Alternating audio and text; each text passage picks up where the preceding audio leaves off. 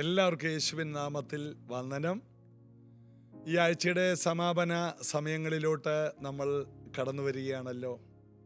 ഒരാഴ്ച ദൈവം അത്ഭുതകരമായിട്ട് നമ്മെ വഴി നടത്തി. പുതിയ മാസത്തിൻ്റെ ആരംഭ സമയങ്ങളിലും ദൈവം നമ്മെ കൊണ്ടുവന്നു.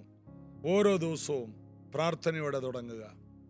രാവിലെ എഴുന്നേൽക്കുക, അലാറം വെച്ച് എഴുന്നേൽക്കുക. എഴുന്നേറ്റ് ആദ്യം തന്നെ മുഖം കഴുകി ഫ്രഷായി ഒരു ഗ്ലാസ് വെള്ളം കുടിക്കുക.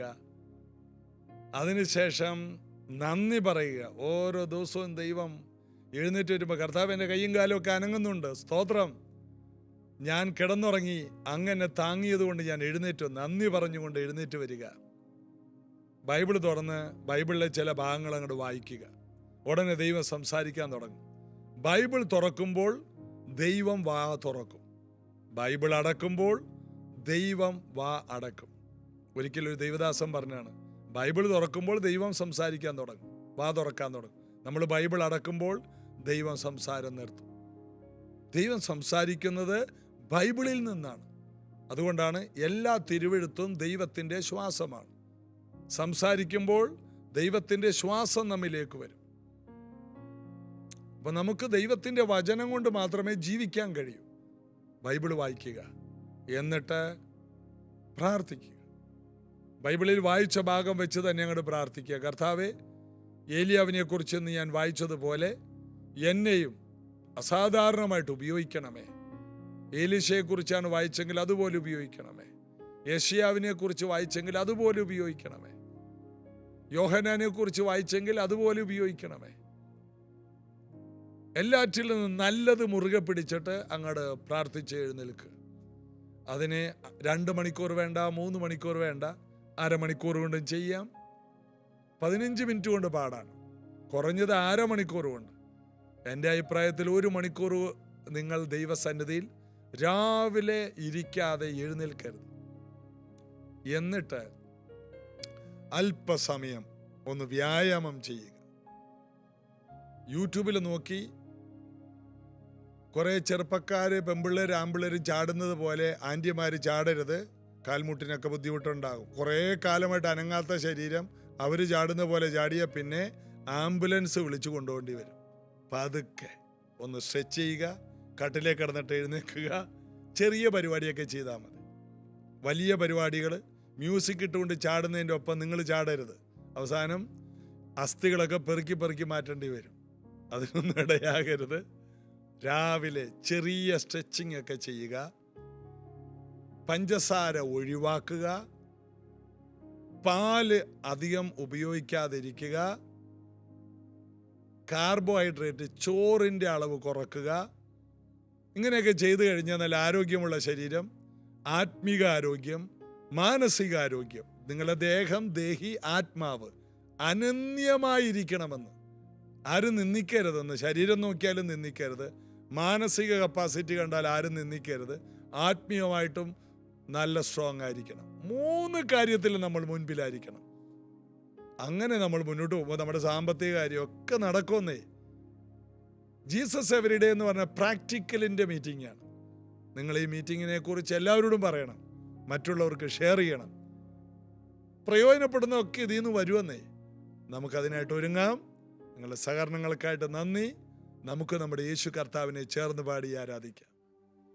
तूने किया खाली अपने आप को, जोड़ी सारी महिमा, होकर खुदा किया शून्य अपने आप को, बना मनुष्य समान, बन गया दास समान, मृत्यु सही, हाँ मृत्यु क्रूस की, और हुआ सबसे महान। तू राज करे, तू राज करे, तू राज करे सारे दुनिया पे, घुटने टिके सारे घुटने टिके।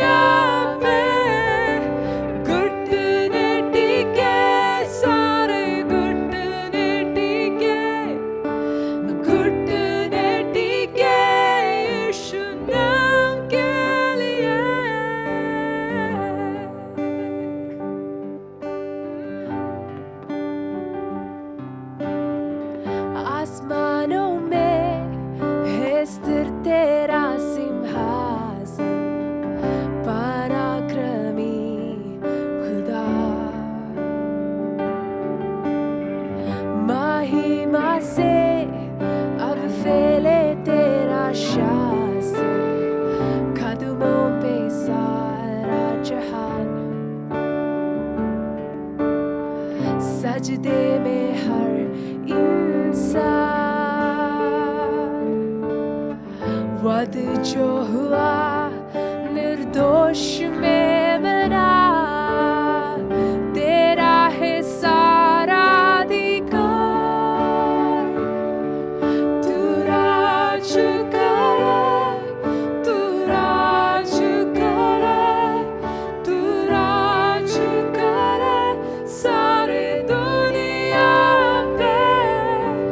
घुटने टिके सारे घुटने टिके, घुटने टिके यीशु नाम के लिए। तू राज करे, तू राज करे, तू राज करे सारे दुनिया पे। घुटने टिके सारे घुटने टिके, घुटने टिके यीशु नाम के लिए। कल आज और सर्वदा यीशु तू ही है खुदा। कल आज और सर्वदा यीशु तू ही है खुदा। तू राज करे, तू राज करे, तू राज करे सारे दुनिया पे। घुटने टिके सारे घुटने टिके, घुटने टिके यीशु नाम के लिए। तू राज करे, तू राज करे, तू राज करे सारे दुनिया पे। घुटने टिके सारे घुटने टिके, घुटने टिके यीशु नाम के लिए।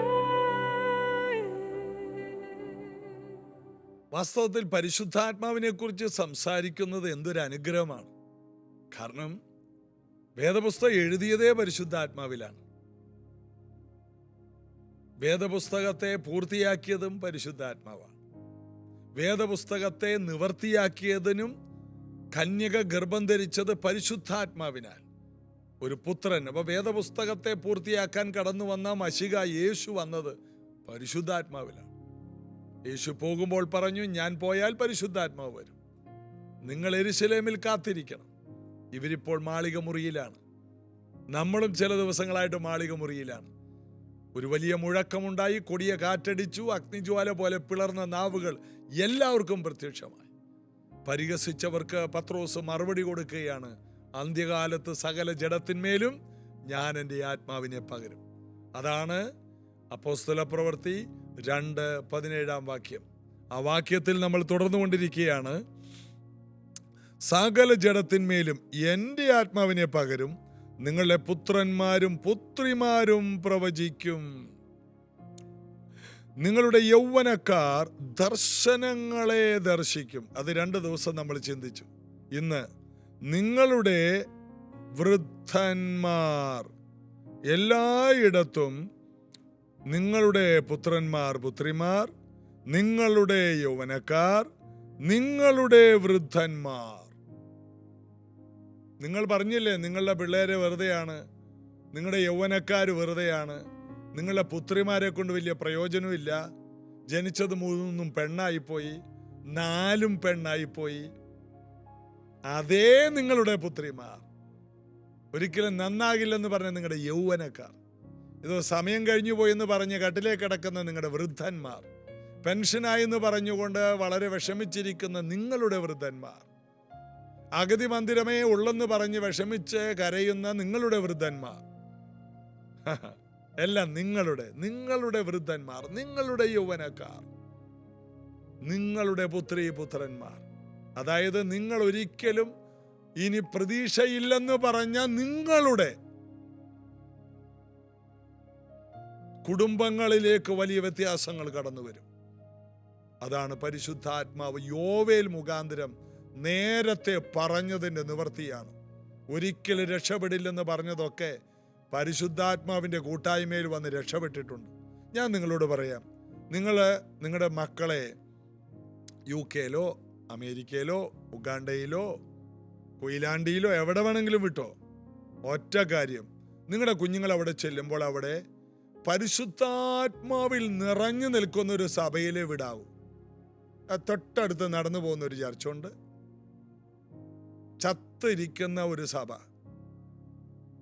അതായത് ഒരാൾ പറയുന്ന പോലെ പത്തനാപുരത്ത് 10 പച്ചത്തത്ത ഒത്ത് ചത്തുകുത്തിയിരുന്നു എന്ന് പറയുന്നത്, ഇതെല്ലാം കൂടി ഒത്തിരിക്കുകയാണ്. ഭയങ്കര വചനമാണ് പറയുന്നത്. അനങ്ങൂല ഒരെണ്ണം, ആരാധിക്കുകയുമില്ല, പാടുകയുമില്ല, ഒത്ത് ചത്തുകുത്തിയിരിക്കുകയാണ്. ഇങ്ങനെയുള്ള സഭ തൊട്ടടുത്താണെങ്കിലും പോകരുത്. എന്നാൽ ഒരു 50 കിലോമീറ്റർ അകലെയാണെങ്കിലും വണ്ടിക്കൂലി ഇല്ലെങ്കിലും നടന്നാണെങ്കിലും എങ്ങനെയെങ്കിലും അവിടെ ചെന്നുപെടുക. പരിശുദ്ധാത്മാവിൽ കത്തി ജ്വലിച്ചു നിൽക്കുന്ന, വചനത്തിലും ആത്മാവിൽ നിറഞ്ഞു നിൽക്കുന്ന ഒരു സഭയാണ് ആദ്യം കണ്ടുപിടിക്കേണ്ടത്. ഒരു രാജ്യത്തേക്ക് നിങ്ങൾ പോയാൽ, നിങ്ങളുടെ കുഞ്ഞുങ്ങൾ പോയാൽ ആദ്യം കണ്ടുപിടിക്കേണ്ടത് വീടും താമസ സൗകര്യമോ ഭക്ഷണമോ അല്ല, നല്ല ജോലിയുമല്ല, നല്ലൊരു ചർച്ചുണ്ടോ, നിങ്ങളുടെ വീട് രക്ഷപ്പെടും. ഒരു ജോലിയില്ലേലും കുഴപ്പമില്ല, പോയ ജോലി ശരിയായില്ല, സാരമില്ല. ഭക്ഷണം ശരിയായില്ല, അക്കോമഡേഷൻ ശരിയായില്ല, ക്ലൈമറ്റ് വ്യത്യാസം കൊണ്ട് ഹെൽത്ത് ഇഷ്യൂസ് ഉണ്ട്, ഒരു കുഴപ്പമില്ല. എല്ലാറ്റിനും പരിഹാരം ആത്മാവിൽ കത്തി നിൽക്കുന്ന, ആ വീട് മുഴുവൻ നിറച്ചു എന്ന് വായിക്കുന്ന പോലെ, അതുപോലെ ആത്മാവിൽ കത്തി നിൽക്കുന്ന ഒരു ചർച്ചുണ്ടോ, നിങ്ങളുടെ പുത്രീ പുത്രന്മാർ മാറ്റങ്ങളുള്ളവരാ. നിങ്ങളുടെ യൗവനക്കാർ അസാധാരണ ദർശനമുള്ളവരാ. നിങ്ങൾക്ക് പാഴായിപ്പോയി, നല്ല പ്രായത്തിൽ യേശുവിനെ അറിഞ്ഞില്ല, കൊച്ചുമക്കളായപ്പോഴാണ് രക്ഷിക്കപ്പെട്ടത് എന്ന് പറയുന്ന വൃദ്ധന്മാരും ആക്റ്റീവായി മാറും. അവർക്ക് ഇനിയും ഭാവി ഉണ്ടാകും. അതാണ് നിങ്ങളുടെ വൃദ്ധന്മാർ സ്വപ്നങ്ങൾ കാണും. എല്ലാം നിങ്ങളുടേത്. നിങ്ങളുടെ ഭാവി പോയി, നിങ്ങളുടെ വീട് വെറുതെയാണ്, നിങ്ങളുടെ അപ്പച്ചൻ അങ്ങനെയായിപ്പോയി, നിങ്ങളുടെ കൊച്ചുങ്ങൾ ഇങ്ങനെയായിപ്പോയി, ഇനി പറയേണ്ടി വരില്ല. പരിശുദ്ധാത്മാവിൽ നിറവുള്ള ഒരു കുടുംബത്തിൽ ഇത് പറയേണ്ട ആവശ്യം വരില്ല. നിങ്ങളുടെ ഒരിക്കലും ഇനി ഞങ്ങളുടെ വീട് ഇങ്ങനെയായിപ്പോയെന്ന് പറയാനിടയാകാത്ത രീതിയിൽ പരിശുദ്ധാത്മാവിൻ്റെ നദി നിങ്ങളുടെ വീടുകളെ മുക്കിക്കളയും. ആ നദിക്കകത്ത് സമൃദ്ധിയായ ഫലമുണ്ടാകും. ആറ്ററമ്പത്ത് നട്ടിരിക്കുന്ന, തക്കകാലത്ത് ഫലം കായ്ക്കുന്ന, ഇല വാടാത്ത വൃക്ഷം പോലെ നിങ്ങളുടെ വീടുകളായിത്തീരും.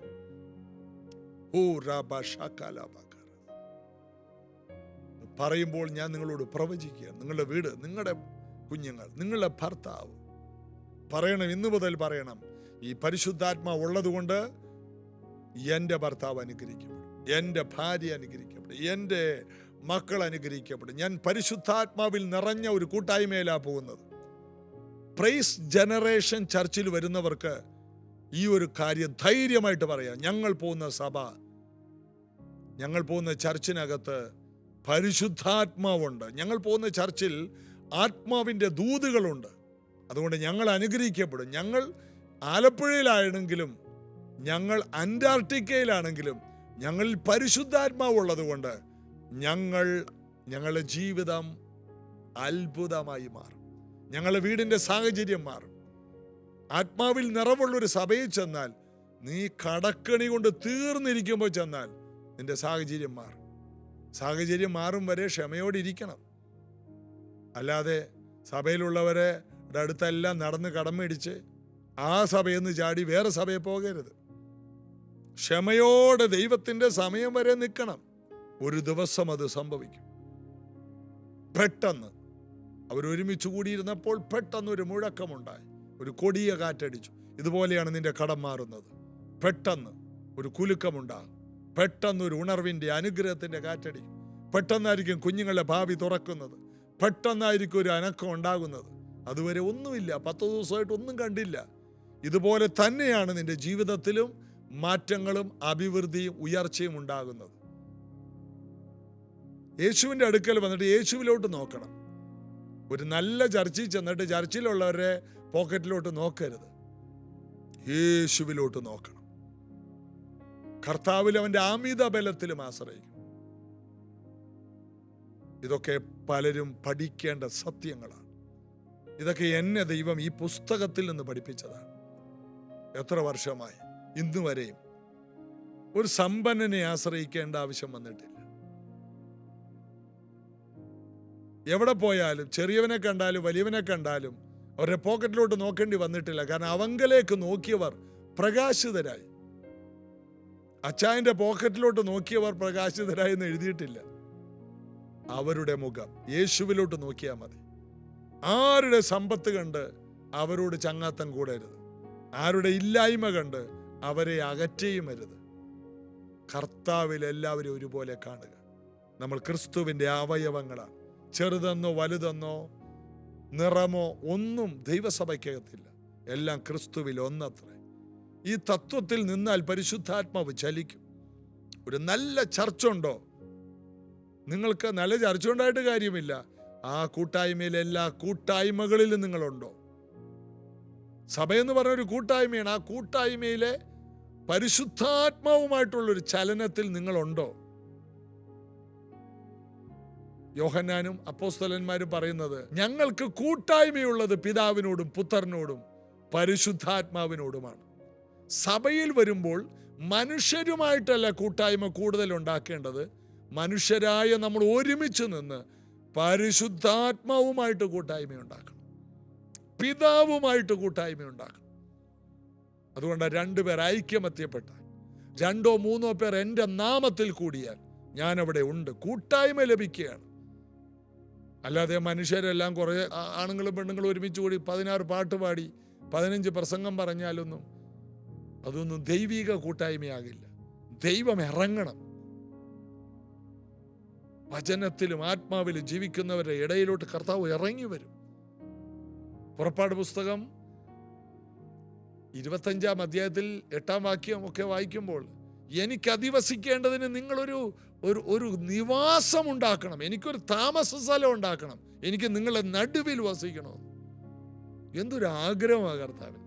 നിങ്ങളൊരു പെട്ടകം ഉണ്ടാക്കുക, അതിന് തങ്കം കൊണ്ട് പൊതിയെ, അതിൻ്റെ മീതെ ഒരു കൃപാസനം വെക്ക്, ഞാൻ അവിടെ ഇരുന്ന് നിങ്ങളോട് സംസാരിക്കും. പുറപ്പാട് 25 ഇന്ന് തന്നെ നിങ്ങൾ തുറന്ന് വായിക്കണം. കർത്താവിന് നമ്മളോട് സംസാരിക്കണം, നമ്മുടെ നടുക്കിരിക്കണം. നിങ്ങൾ 2 or 3 പേർ കൂടി എനിക്കും അവിടെ വേണം. നിങ്ങൾ വിശുദ്ധിയോടെ എൻ്റെ അടുക്കലേക്ക് വരണം. യേശു ക്രൂശിൽ മരിച്ചപ്പോൾ അകലങ്ങളെ കീറിക്കളഞ്ഞു. ദേവാലയത്തിൻ്റെ തിരശീല താഴെ തൊട്ട് മുകൾ വരെ കീറിപ്പോയി. ആണ്ടിലൊരിക്കൽ മഹാപുരോഹിതൻ ഒരിക്കൽ മാത്രം ദൈവശബ്ദം കേൾക്കാൻ പോയിരുന്ന സ്ഥലത്ത് ധൈര്യത്തോടെ കൃപാസനത്തിലോട്ട് ഓടിച്ചെല്ലാമെന്ന് എബ്രായ ലേഖനത്തിൽ പറയുന്നു. ഓടിച്ചെല്ലാം. പ്രായമുള്ളവർക്ക് സ്വപ്നങ്ങളുണ്ട്. സ്വപ്നങ്ങളെന്ന് പറഞ്ഞാൽ നമ്മുടെ മുൻ പ്രസിഡന്റായിരുന്ന അബ്ദുൽ കലാം എന്ന മഹാനായ മനുഷ്യൻ പറഞ്ഞത്, ഉറക്കത്തിൽ കാണുന്നതല്ല സ്വപ്നം, ഉറക്കം കെടുത്തുന്നതാണ് സ്വപ്നം.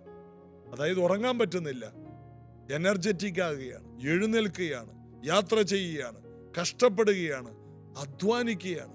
മോശയ്ക്ക് ദൈവം ഒരു സ്വപ്നമാണ് കൊടുത്തത്. നിന്റെ കുടുംബത്തെ ഞാൻ ഭൂമിയെ ഏൽപ്പിച്ച് അനുഗ്രഹിക്കും. നീയും നിന്റെ ഭാര്യയും നിന്റെ മക്കളും ഭൂമിയിൽ ഒരു അനുഗ്രഹമാണ്. അവന് സ്വപ്നം കൊടുത്തു.